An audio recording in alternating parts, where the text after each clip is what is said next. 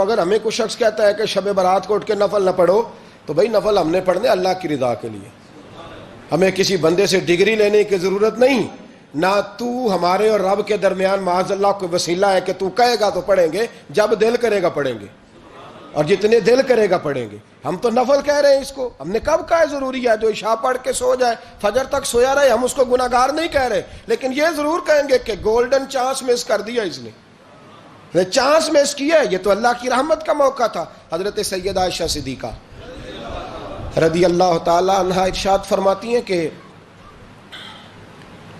شعبان کی 15ویں رات تھی، یعنی شب برات کی رات، فرماتی ہیں شعبان کی 15ویں رات تھی، میں نے اچانک نظر ڈالی تو حضور میرے بستر میں تھے، پھر میری نظر پڑی تو حضور نہیں تھے، میرے دل میں گمان آیا، خیال آیا کہ شاید کسی اور زوجہ کی طرف حضور کا میلانے تباہ ہو گیا ہو، وہاں تشریف لے گئے ہوں۔ فرماتی میں اٹھی باہر گئی تو نبی کریم علیہ السلام جنت البقیع میں تھے، قریب ایک جگہ پہ حضور دعائیں مانگ رہے تھے۔ فرماتے میں گیا تو حضور فرمانے لگے ابو بکر کی بیٹی تو نے کیا گمان کیا کہ اللہ کا رسول تیری حق تلفی کرے گا؟ عرض کی حضور آپ مالک ہیں، کہیں اور جانا چاہیں تو میری طرف سے پابندی نہیں۔ کہتی ہے وہاں کھڑے کھڑے میرے رسول کریم نے بیان فرمایا، یہ ترمذی کے لفظ ہیں، حضور نے فرمایا عائشہ یہ شعبان کی 15ویں رات ہے، مدینے میں سب سے زیادہ بکریاں بنو کلب کا قبیلہ پالتا تھا، فرمایا آج کی رات بنو کلب کے قبیلے کی بکریوں کی تعداد کے مطابق اللہ میری امت کے لوگوں کی بخشش فرما دے گا۔ یہ وہ رات ہے۔ جناب عائشہ صدیقہ رضی اللہ تعالیٰ عنہ نے بات رات کو سنی تنہائی میں نبی پاک سے، رات کو تنہائی میں حضور سے سنی، سویرے جناب عائشہ نے کل امت کو بتائی۔ اگر یہ بات اہمیت والی نہ ہوتی تو بی بی صاحبہ آگے روایت کرتی، یہ کتابوں میں آتی، یہ لوگوں کو بتاتی۔ حضرت عائشہ نے روایت کیا اور مولا علی شیر خدا نے تو کھل کے کہا، ابن ماجہ میں حضرت علی سے پیار کرنے والوں کے لیے الگ عنوان، مولا علی نے کھل کے فرمایا شعبان کی 15ویں رات کو رات عبادت کرنا اور سویرے روزہ رکھنا۔ حضرت علی کا لفظ بائی نہیں سیاستہ میں، رات کو عبادت کرنا، دن کو روزہ رکھنا۔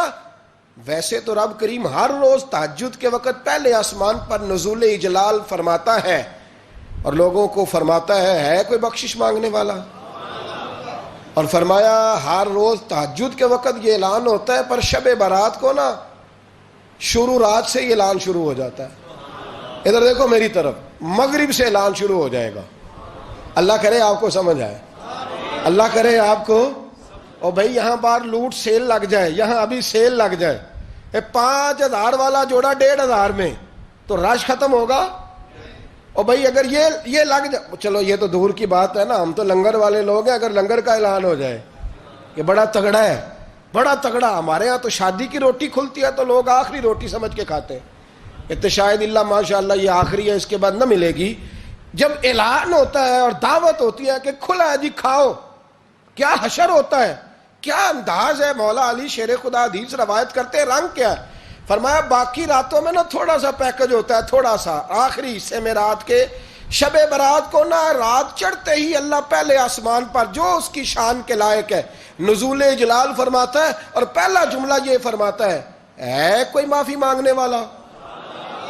اللہ کرے آپ کو سمجھ آئے، یعنی معافی دینے والا کہہ رہا ہے چلو آؤ ادھر آؤ ذرا معافی مانگو، میں معاف کرنے آیا ہوں، مانگو معافی، ہے کوئی معافی مانگنے والا؟ معاف کر دیں گے۔ اور آپ فرماتے ہیں ہے کوئی رزق مانگنے والا؟ وہ جو بڑی درخواستیں دیتے پھرتے ہیں نا مختلف اداروں میں، وہ ایک درخواست نا کل شب برات والی رات بھی دیں، اللہ کرے آپ کو سمجھ آئے۔ وہ جو کہتے ہیں نا بڑی بڑی کمپنیوں میں نے اپلیکیشن جمع کرائی ہے تو کہیں کام نہیں بن رہا تو نسخہ دے رہا ہوں، ایک اپلیکیشن کل رات بھی جمع کراؤ انشاءاللہ کام بن جائے گا۔ اور میں نہیں کہہ رہا، مولا علی شیر خدا فرما رہے ہیں، اور وہ خود نہیں فرما رہے، وہ نبی پاک کا فرمان نقل کر رہے ہیں، اور وہ رسول اللہ صلی اللہ علیہ وسلم کی بات نہیں بیان کر رہے، وہ کہتے ہیں رب فرماتا ہے کوئی روزی مانگنے والا؟ سارے سیٹھوں نوابوں جاگیرداروں کے پاس جا کے تھک گئے ہو، ایک دن میرے کہنے پر، ایک رات، ایک دیہڑی ذرا شب برات والی لگا کے تو دیکھو، پر شرط یہ ہے کہ یقین کامل ہو، ارادہ یہ، مطلب اللہ معاف کرے، آپ نے ناراض نہیں ہونا، لیکن وہ ماحول اس طرح کا ہے کہ شب برات کو ایک دو ساتھی کو کہا رات کو عبادت کر کہتے جی وہ تو ٹھیک ہے پر سویرے چھٹی نہیں، کام کرنا ہے. یعنی رب کہہ رہا ہے کہ تو آ جا شب برات کی رات، جو مانگے گا وہ تجھے، لیکن یہ ادھر نہیں توجہ کر رہا. یہ کہتا ہے سویرے 10 بجے دکان نہ کھلی تو مشکل ہو جائے گی، دفتر نہ گیا تو حالات آپ دیکھیں ذرا. اب جب یقین اس طرح کا ہو تو پھر تو بھائی ساری زندگی اداروں میں درخواستیں دینی ہیں. پھر آپ جیسا آپ کا مزاج ہوگا، اللہ تعالیٰ تو بندے کے گمان کے قریب ہے. تو میرے رسول پاک علیہ السلام نے ہمیں یہ میسج دیا، پیغام دیا، فرمایا اس رات جو اولاد مانگے گا رب اسے بھی عطا فرمائے گا. اس رات جو اللہ سے بخشش مانگے گا اللہ اسے بھی دے گا. اس رات جو رب کریم سے عزت مانگے گا اللہ اسے بھی عطا کرے گا. شارحین نے لکھا اس رات جو رب سے پردہ پوشی مانگے گا اللہ اسے پردہ پوشی بھی عطا کرے گا. جو جنت کا سوالی ہوگا رب اپنے فضل سے عطا فرمائے گا. کوشش فرمائے، کوشش فرمائے. 10 محرم کو ہمارے ہاں لوگ جاتے ہیں قبرستان، وہ کسی حدیث سے ثابت نہیں، میں منع نہیں کر رہا، جائیں 9 محرم کو جائیں، 10 کو جائیں، 11 کو جائیں، 8 کو جائیں، سفر میں جائیں، ربیع الاول میں جائیں، قبرستان میں جب بھی جائیں منع نہیں ہے. لیکن شب برات والی رات تو خود رسول کریم گئے ہیں نا قبرستان. اب جو بات میں نے سمجھانی ہے اس کو سمجھیں. نبی پاک کی والدہ کا مزار نہیں ہے وہاں جنت البقیع میں. حضور کے کو بھائی بہن، حضور کیا کرنے گئے؟ امت کی بخشش کے لیے گئے. شب برات کی رات لالچی نہ بنے کہ صرف میں نے اپنے لیے روزی مانگنی ہے، کل امت کے لیے مانگے رب کریم سے. مانگے اپنے بھائی کے لیے، مانگے اپنی بہن کے لیے، مانگے اپنے بیٹے کے لیے، مانگے اپنی بیٹی کے لیے، مانگے اللہ کریم سے. یہ مانگنے کی رات ہے. پچھلی راتی رحمت رب دی کرے بلند آوازہ، بخشش منگن وارے کارن کھلا جے دروازہ. آئیں اللہ کی بارگاہ میں اس رات کو کھل کے دعا مانگیں. قبرستانوں میں نا کچھ قبریں ایسی ہیں کہ جو بتاتی ہیں کہ سالوں بیت گئے ہیں کوئی آیا نہیں. کچھ قبریں بتاتی ہیں. اور کچھ بڑے قبرستان بڑے شہروں میں ایسے بھی ہیں کہ جن کا گورکن کہتا ہے کہ مجھے کمیٹی نے کہہ دیا ہے جہاں 4-5 سال کوئی نہ آئے وہاں نئی قبر بنا دیا کرو. وہاں نئی قبر بن جاتی ہے معاذ اللہ. او بھائی کچھ ہیں ایسے، کچھ ہیں. یہ جائیں نا اکبر بادشاہ یہاں لیٹا ہے لاہور میں، تو شعر لکھا ہوا ہے بر مزارے ماں غریباں نے گلے پروانہ سوزز نے صدائے بلبلے. فارسی کا مقولہ لکھا ہے اس کی قبر پہ، کہتا ہے میں وہ غریب ہوں. اعلیٰ بادشاہ ہے مقبرے میں لیٹا ہے، کہتا ہے میں وہ غریب ہوں کہ نہ یہاں کوئی پروانہ آتا ہے نہ بلبل آ کے گیت گاتی. کوئی آتا ہی نہیں، کوئی فاتحہ نہیں پڑھتا، کوئی فاتحہ نہیں پڑھتا. او بھائی کئی قبریں ایسی ہیں جن پہ سالوں بیت گئے کوئی لوٹا نہیں. اور مشکات میں حدیث ہے میرے نبی کریم علیہ السلام نے فرمایا جو قبر میں ہوتا ہے وہ تو اس آدمی کی طرح ہے جو دریا میں ڈوب رہا ہے اور وہ انتظار کر رہا ہے کہ میرا بیٹا میرے لیے دعا مانگے، میری بیٹی دعا مانگے. پر بیٹے کو تو 27 سال ہو گئے، ملک سے باہر ہے. کاغذ بنے گے تو ابے کی قبر پہ آئے گا نا، اس کے تو کاغذات ہی نہیں مکمل ہو رہے. وہ بیٹے کو تو مشکل ہے بڑی، وہ تو کاغذات نہیں بن رہے. وہ تو دولت کا مطالبہ پورا ہوگا تو جبھی وہ کام ہوگا نا. انتظار ہو رہا ہے قبروں میں میرا بیٹا دعا کرے، میرا بھائی دعا کرے. اور اگر بچہ دفن ہے تو وہ کہتا ہے میری ماں دعا کرے، میرا باپ دعا کرے.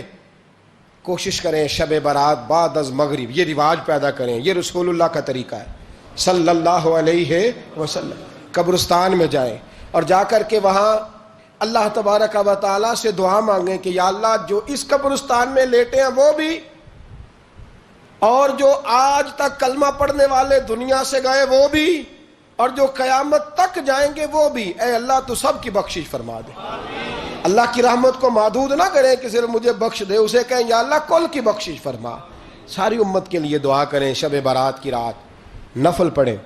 ہمارے ہاں محفل ہوتی ہے ہر سال الحمدللہ، بڑے شوق سے بڑا خوبصورت ہم اہتمام کرتے ہیں. لیکن میں اکثر دوستوں سے کہا کرتا ہوں کہ جن کو اکیلے میں نفل پڑھنے میں مزہ آئے وہ اکیلے میں پڑھیں. کتنی کھلی بات کر رہا ہوں. میں پابند نہیں کر رہا کہ آپ یہاں آئیں گے محفل میں آئیں گے ضروری ہے. بھئی آپ کو اکیلے میں مزہ آتا ہے نا. کچھ لوگ تنہائی میں ہو تو دل زیادہ لگتا ہے، وہ تنہائی میں کریں اللہ اللہ کوئی عرض نہیں. لیکن کچھ ایسے ہیں کہ نعت سنتے ہیں تو دل نرم ہوتا ہے، تقریر سنتے ہیں تو دل نرم ہوتا ہے. تو جن کا اس طرح نرم ہوتا ہے وہ مسجد میں آئے, بات سنے. کچھ کو سب کے بیچ بیٹھ کے رونا آتا ہے. حضرت سعدی شیرازی فرمایا کرتے تھے کچھ لوگوں کے آنسو مجھے رلا جاتے ہیں. فرماتے ہیں کچھ کی آنکھیں دیکھ کے رو پڑتا ہوں, لہٰذا میں جب بھی ذکر کرتا ہوں محفلوں میں بیٹھ کے کرتا ہوں. تنہائیوں میں مجھ سے نہیں ہوتا, تو جس سے نہیں ہوتا وہ آئے نا, مسجد میں آئے, رات عبادت کرے. کل مغرب سے پہلے پہلے کام سمیٹ لے سارے, اور مغرب کے بعد یہ رات شروع ہوگی, مغرب کے بعد ایک چھٹی کر لو اللہ رسول کے لیے. کر لیں گے انشاءاللہ تعالی ایک چھٹی. اور توبہ کی رات ہے یہ, توبہ کرنی ہے. توبہ کس کو کہتے ہیں؟ توبہ کا معنی ہے پچھلے گناہ پر پچھتانا, شرمسار ہونا. کہتے نہیں اے کاش میں نہ کرتا, اور وہ لفظوں میں نہیں, جملوں میں نہیں, توبہ رٹی رٹائی نہیں. شرمسار ہونا اور آئندہ گناہ نہ کرنے کا پکا ارادہ کرنا, اس کا نام توبہ ہے. دیکھیں اللہ تعالیٰ فضل کرے, میں نے پچھلے سال کہا تھا پھر کہتا ہوں, مسجدوں سے نا شب برات کی رات, شب قدر کی رات چیخوں کی آوازیں آتی ہیں, لوگ اتنا روتے ہیں نا. رونا چاہیے, کم روتے ہیں, زیادہ رونا چاہیے. لیکن سوال یہ ہے کہ اتنا زیادہ لوگ شب برات کی رات روتے ہیں, کیا پھر سویرے بددیانتی ختم ہو جاتی ہے؟ جو رات مسجد میں کھل کے رو کے آیا ہے اس کا پروگرام ہے نا کہ اب ملاوٹ کبھی نہیں کرے گا, اب گاہکوں سے جھوٹ کبھی نہیں بولے گا, اب وہ بددیانتی کا معاملہ کبھی نہیں کرے گا. لیکن رات روتا بھی رہے اور سویرے پروگرام یہ ہو کہ میں نے پھر لوگوں کو فریب دینا ہے, داؤ لگانا ہے, تو اس نے توبہ کیا رات کے, یہاں بس یہ ایکٹنگ کر کے لوٹ آیا ہے. یعنی بڑی سجا بنا کر کے, سوار کر کے رات توبہ کی. کیا مطلب ہے توبہ کا؟ کہ توبہ آپ نے کی. حضرت حسن بصری سے کسی نے کہا توبہ کیا ہے؟ فرمانے لگے توبہ یہ ہے کہ جس گلی سے رب نے تجھے منع کیا ہے دوبارہ پھر تو اس گلی میں نظر نہ آئے, تو نظر ہی نہ آئے. اور جس جگہ جانے کا رب نے تجھے حکم دیا ہے پھر تو دوبارہ وہاں سے غیر حاضر نہ ہو. اگر یہ پروگرام ہی نہیں, ارادہ ہی نہیں.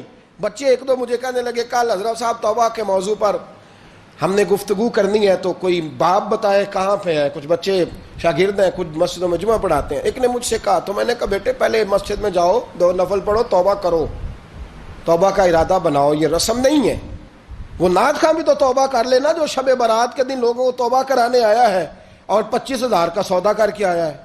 تو آج اس کام سے تو توبہ کرنا, یہ نوٹ پھکوانے سے تو توبہ کرنا. یہ رسم ہے. ساری رات توبہ توبہ توبہ توبہ, یہ کیا معنی ہے اس کا؟ کیا مطلب کریں؟ امام غزالی فرماتے ہیں کہ ایک آدمی بادشاہ کا گارڈ تھا, سپاہی تھا, اس کا پہرے دار تھا, نگرانی کرتا تھا, بڑی وفاداری سے نوکری کرتا رہا. بادشاہ نے اسے تنخواہ کے علاوہ بھی بڑا نوازا. اسے بادشاہ نے بڑے الاؤنسز دیے, بادشاہ نے بڑا کچھ دیا, مکان دیا. کچھ سالوں کے بعد بادشاہ کو پتا چلا کہ یہ میرے لیے نہیں آتا تھا, اس کی تو میری کنیز پر نظر تھی. اس نے تو رات کی ڈیوٹی اس لیے لگوائی تھی کہ کنیز پر نظر تھی. تو امام فرماتے ہیں کہ بتاؤ پھر وہ بادشاہ اس کے ساتھ کیا سلوک کرے گا؟ وہ کیا سلوک کرے گا؟ تو لوگ کہنے لگے حضور لگتا یہ ہے کہ وہ نا 4-5 حصوں میں کاٹ کے تو کتوں کے آگے پھینکے گا. آپ فرمانے لگے میرا رب تو بڑا ہی کریم ہے, وہ تو ایسے نہیں کرتا. لیکن بتلاؤ اگر اسے پتا چلے کہ یہ رسم کے لیے آیا ہے, اس کی تو نظر ہی مال پہ ہے, یہ تو سویرے بدلے گا نہیں, یہ تو دھوکہ دے رہا ہے, یہ تو توبہ کرنے آیا ہی نہیں, اس نے تو ڈھونگ رچایا ہے, اسے تو پہلے سے خبر ہے, تو پھر تم کیا امید رکھتے ہو؟ پھر کیا رویہ رکھتے ہو؟ شب برات کی رات دھاڑے مار مار کے رونا اور صبح اسی طرح دھوکہ دینا, اسی طرح فریب کرنا, اسی طرح جھوٹ بولنا, اسی طرح بددیانتی کرنا, اسی طرح لوگوں کو لوٹنا. تو یہ رسم نہیں ہے توبہ. توبہ تو بدل جانے کا نام ہے, توبہ تو پھر سنور جانے کا نام ہے. توبہ تو اس طرح ہے جس طرح حضرت ابراہیم ابن ادھم نے کی تھی. وقت کے بادشاہ تھے, بادشاہ جب توبہ کی تو پھر ہر چیز چھوڑ دی, پھر مال لوگوں میں بانٹ دیا اور پھر ٹاٹ کا لباس پہن کر زندگی گزاری. لوگوں نے کہا حضور یہ تبدیلی ہے. فرمایا تبدیلی نہیں, یہ میری توبہ ہے, یہ میری توبہ ہے. جب توبہ کی تو پھر بدل کے کی, جب توبہ کی تو پھر تبدیل کیا آپ نے. یہ کیا توبہ ہوئی؟ ساری رات روتے رہے, سویرے دکان پہ جا کے پھر قسم اٹھائی کہ مجھے تو پڑتا ہی 11,000 کا ہے. یہ توبہ ہے؟ تو آپ نے اور میں نے توبہ کرنی ہے تو انشاءاللہ تعالیٰ اس طرح کرنی ہے کہ پھر 15ویں شعبان کو بدل جائے. یہ جو موقع آتے ہیں نا شب برات کے, شب قدر کے، یہ بنیادی طور پر اللہ تعالیٰ کی طرف سے دی ہوا موقع ہوتا ہے کہ چلو تمہیں چانس دیتے ہیں، تمہیں چانس دیتے ہیں، پابندی کوئی نہیں، لیکن رب کی طرف سے نا موقع ملتا ہے، چلو تمہیں ایک موقع دیتے ہیں، چلو اپنے آپ کو کلیئر کر لو، تمہیں موقع دیتے ہیں، یا اللہ کیا کرے، کچھ بھی نہیں، آ کے نا سچے دل سے 2 رکعتیں پڑھ کے توبہ کرو، عرش کا مالک پچھلے سارے ہی معاف کر دے گا، کچھ بھی نہیں، آؤ موقع ہے۔ ان لوگوں کی باتوں پہ نہ جائیں جو بلا وجہ پریشان کرتے ہیں، ہمیں بھی روز ہی سوال آتے ہیں، دل نہیں کرتا، کچھ باتیں ایسی ہیں جو کرنے کو طبیعت نہیں چاہتی، میں کروں گا بھی نہیں۔ لوگوں کو شب برات کا حوالہ بھی نہیں مل رہا، حالانکہ ترمذی شریف میں حدیث موجود ہے، صحاح ستہ کی روایت ہے، ترمذی میں موجود ہے۔ پہلے کہتے ہیں صحاح ستہ سے دکھاؤ، جب صحاح ستہ سے مل گئی تو آپ اور کدھر جانا ہے؟ اور ابن ماجہ میں موجود ہے مولا علی کی روایت، اور ذرا ترتیب دیکھیے گا، یہ ترمذی کی حدیث ہے، امام ترمذی نے تو پورا باب باندھا ہے 15ویں شعبان پر، پورا باب۔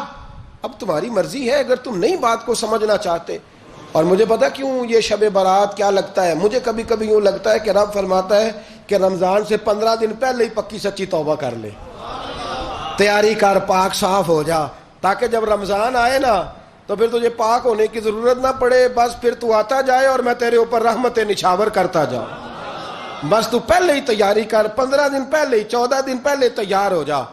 کل رات اپنے آپ کو ذہنی طور پر تیار کریں، بچوں کو تیار کریں، گھروں کو تیار کریں۔ اب جب مہمان آتے ہیں نا بڑا کچھ کرتے ہیں، شب برات آئے تو مصلی ایک دفعہ دھویا کریں، ایک دفعہ مصلی دھویا کریں۔ فرش دھوتے ہیں نا، مہمانوں نے آنا ہے تو ایک کمرے کا فرش دھو کے صاف کریں کہ خواتین نے یہاں ساری رات نماز پڑھنی، یہ ارادے بنائیں۔ جس طرح آپ کہتے ہیں نا رات کو سفر کرنا ہے تو دوپہر میں تھوڑا آرام نہ کر لوں، تو کل دوپہر میں آرام کر لیں، تاکہ رات کو رب رب کرنا آسان ہو جائے، اللہ کی بارگاہ میں بیٹھنا آسان ہو جائے۔ مکمل طور پر ذہنی طور پر اپنے آپ کو تیار کریں۔ یہاں بھی محفل ہوگی انشاءاللہ، عشاء کے متصل بعد شروع ہو جائے گی، 12 بجے تک محفل چلے گی، پھر 12 بجے کے بعد نماز تسبیح پڑھی جائے گی، پھر 1 بجے پھر دوبارہ آپ کو اجازت دی جائے گی، کوئی انفرادی طور پر گھنٹہ سوا اپنی الگ سے کوئی عبادت کرنا چاہے تو وہ تب بھی ممکن ہو، جیسے آپ کو موقع بنے۔ میں کہہ چکا ہوں، لیکن وقت ضائع نہ کرنا، گولڈن چانس ہے، اس کو مس نہ کرنا، یہ شب نجات ہے، اس کے ضرور قریب جانا۔ رب کریم سمجھنے کی توفیق عطا فرمائے۔ آخر دعوایا ان الحمدللہ رب العالمین۔